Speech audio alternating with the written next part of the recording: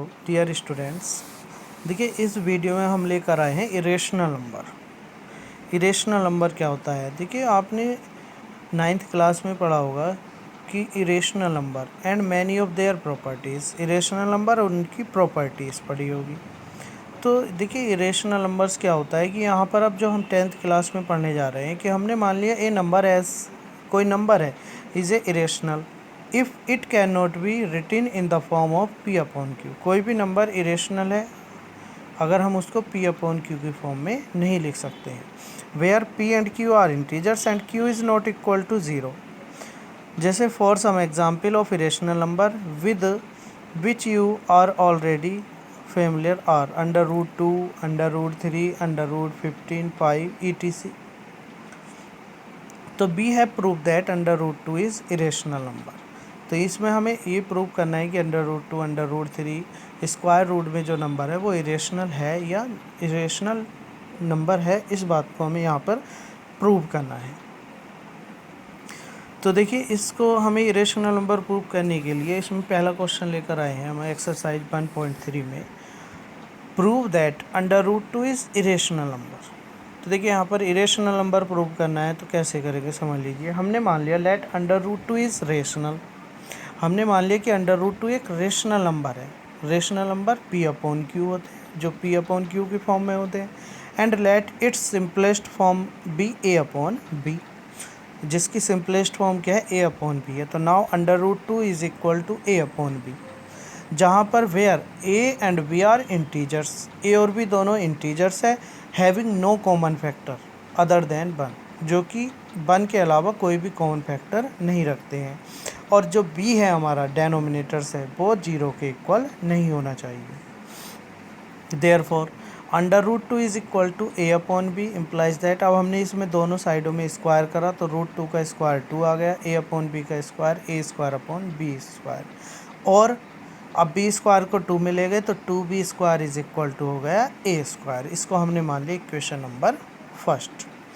तो this so that A square is divisible by 2। It follow that A is divisible by, जब ए square is divisible by 2 तो ए भी हमारा divisible है 2 से। अब सब्स्टिट्यूटिंग हमने क्या करा, इसमें ए की वैल्यू सब्स्टिट्यूट करी 2m, क्योंकि A is divisible by 2 in equation first be get. जब हमने ए की वैल्यू 2m रखी इक्वेशन फर्स्ट में तो ये हो गया हमारा 2b square is equal to 2m का whole square is equal to A की जगह 2m वैल्यू पुट कर दी हमने तो 4m स्क्वायर, या 2 को 4m स्क्वायर की डिवाइड में ले गए तो 2 4 से डिवाइड करा, 4 को 2 से डिवाइड करा तो b square is equal to 2m square.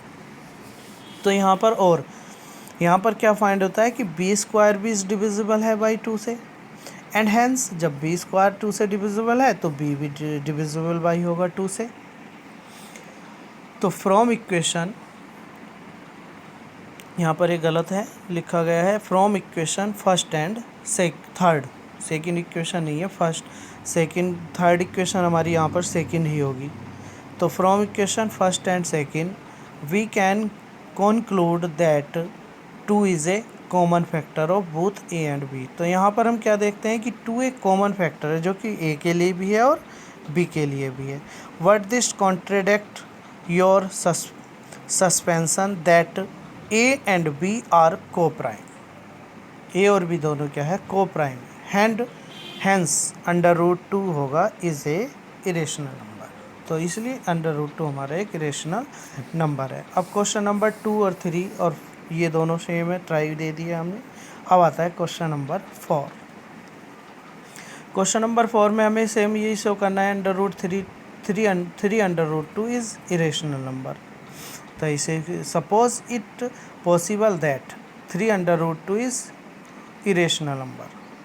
Now 3 under root 2 is equal to हमने लेट कर लिया A upon B, where A and B are integers having no common factor other than 1 and B is not equal to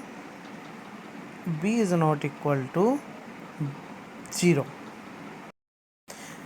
therefore 3 under root 2 is equal to A upon B, या under root 2 is equal to A upon 3b, 3 को हम divide मिलेगा b के पास, इसे equation number मान लिया हमने first. Since 3 a and b are integers, 3 a upon 3b is rational, so under root 2 is irrational.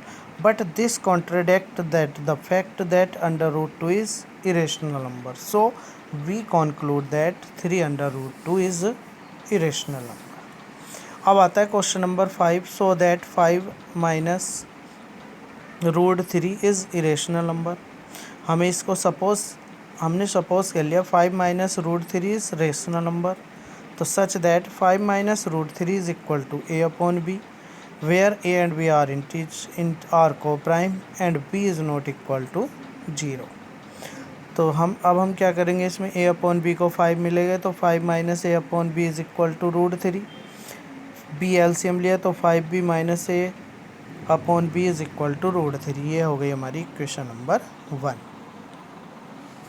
अब since A and B are integers, तो b get 5 minus a upon b is rational, and so under root 3 is rational, but this contradicts the fact that under root 3 is irrational. So we conclude that 5 minus under root 3 is irrational.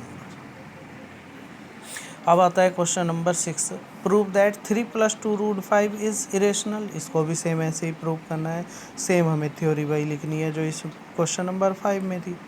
Question number 7, prove that 6 + root 2 is irrational. ये same question 6 की तरह से 6 समझ लीजिए। Suppose 3 + 2 root 5 is irrational number, तो such that 3 + 2 root 5 is equal to A upon B, where A and B are को prime number and B is not equal to 0।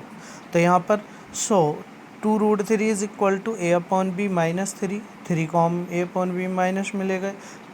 अब 2 है, under root 5 is equal to 2 को divide मिलेगा A upon 2b minus 3 upon 2। Equation number first let कर लिया।